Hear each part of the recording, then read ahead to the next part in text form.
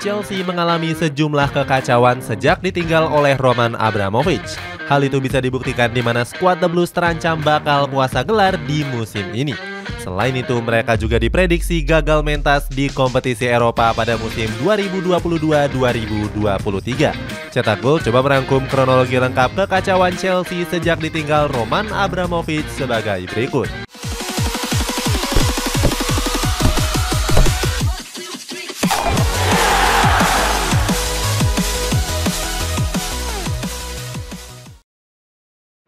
Roman Abramovich dipaksa meninggalkan Chelsea.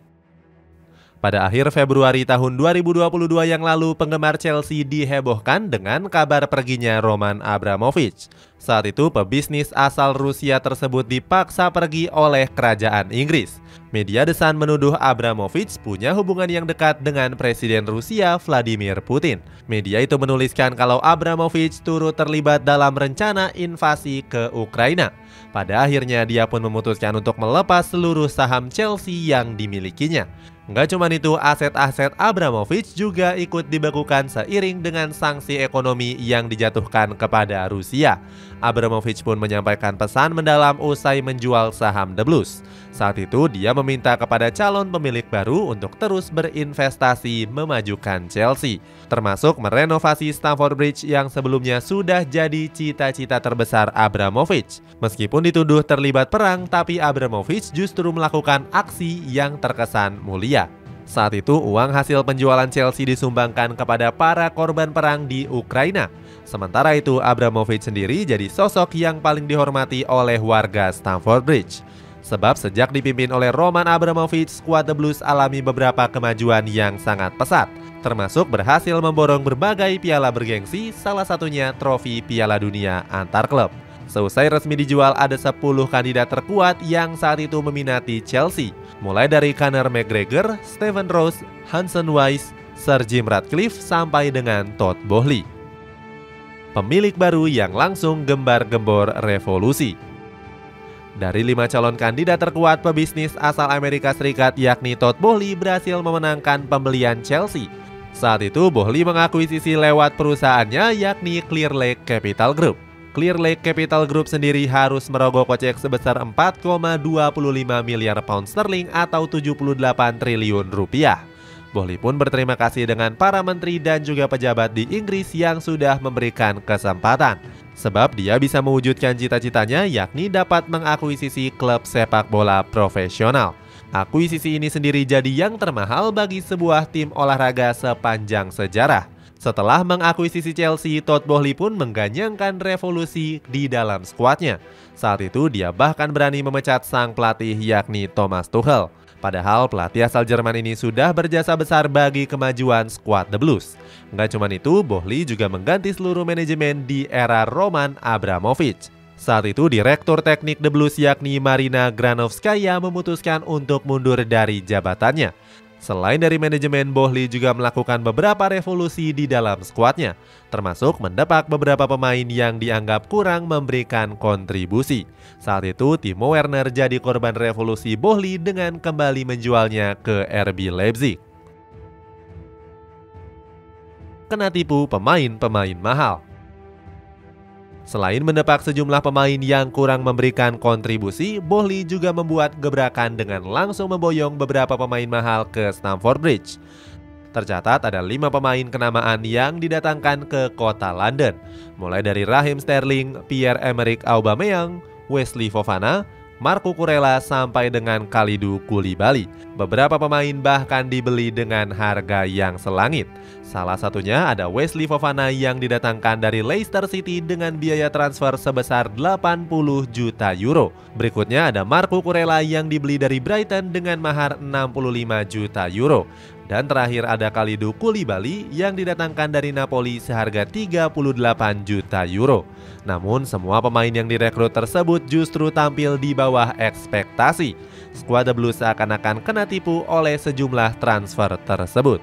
Pasalnya, semua pemain yang dibeli belum menunjukkan tajinya bersama skuad The Blues. Salah satu faktor kegagalan itu disebabkan karena Boehly terkesan terburu-buru dalam membeli pemain. Sebab saat itu dia membeli pemain sesuai dengan keinginannya dan bukan karena kebutuhan klub.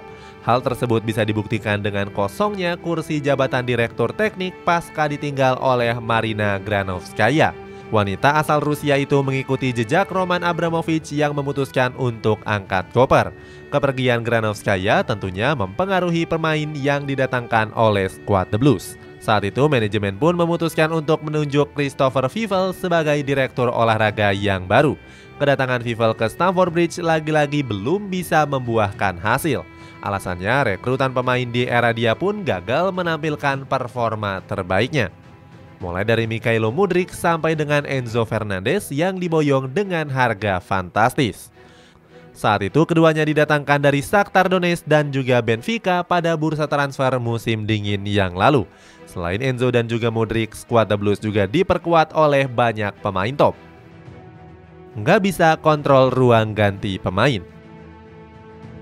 Dihuni oleh banyak pemain bintang nggak menjamin bisa mengangkat performa Chelsea. Hal itu bisa dibuktikan di mana skuad The Blues gagal bersaing di papan atas klasemen Premier League. Graham Potter pun mengakui kalau dirinya kesulitan dalam mengontrol kondisi di ruang ganti. Potter mengatakan kalau banyak pemain The Blues yang kerap membuat dirinya merasa kesulitan. Hal tersebut terbukti dengan gak harmonisnya ruang ganti pemain sejak ditangani Graham Potter. Beberapa pemain bahkan mengaku frustrasi melihat performa Potter dalam menangani skuad The Blues. Selain itu, sejumlah pemain mahal pun juga merasa nggak puas dengan menit bermain yang diberikan Potter, termasuk dua pemain mahal mereka seperti David Fofana dan juga Marc Cucurella. Kedua pemain ini sendiri jarang mendapatkan menit bermain sejak di bawah kepemimpinan Graham Potter. Sementara itu, banyak yang beranggapan kalau keterpurukan Chelsea ini disebabkan oleh gaya kepelatihan Potter. Mantan pelatih Brighton ini dinilai lembek dalam memotivasi para pemainnya di pinggir lapangan. Berbeda dengan Pep Guardiola dan Antonio Conte yang dikenal sebagai pelatih keras saat memberikan instruksi. Menanggapi kondisi ruang ganti yang gak kondusif, Potter pun gak mengeluh dengan situasi tersebut. Pelatih asal Inggris itu akan melakukan yang terbaik untuk skuad The Blues. Terlalu sabar dengan Graham Potter. Walaupun alami keterpurukan, Todd Boehly mengaku masih cukup sabar dengan sang pelatih yakni Graham Potter. Hal itu bisa dibuktikan di mana pelatih 47 tahun itu masih bertahan di skuad The Blues. Padahal Arsenal terkenal dengan kebiasaannya memecat pelatih di era Roman Abramovich. Salah seorang petinggi Chelsea berpendapat kalau mereka harus menilai kinerja Potter sampai dengan akhir musim. Mereka melihat kesuksesan Arsenal yang dinilai sabar dengan sang juru taktik Mikel Arteta. Terbukti kesabaran The Gunners membuahkan hasil yang signifikan. Pelatih asal Spanyol itu mampu membawa Arsenal memuncaki klasemen sementara di musim ini. Meskipun begitu, banyak pihak yang gak setuju dengan kebijakan baru dari manajemen Chelsea. Salah satunya datang dari legenda mereka sendiri yakni Frank Leboeuf. Dia mengaku cukup kecewa dengan permainan Chelsea yang buruk sejak diasuh oleh Graham Potter. Leboeuf bahkan meminta manajemen untuk segera memecat mantan pelatih Swansea tersebut. Selain itu, Mario Melchiot juga menyebut kalau Potter bakal dipecat seandainya berada di era Abramovich. Itulah ulasan kekacauan Chelsea sejak ditinggal oleh Roman Abramovich. Bagaimana pendapatmu? Apakah fans Chelsea kangen dengan kehadiran pebisnis asal Rusia tersebut? Coba tulis pendapatmu di kolom komentar di bawah ini.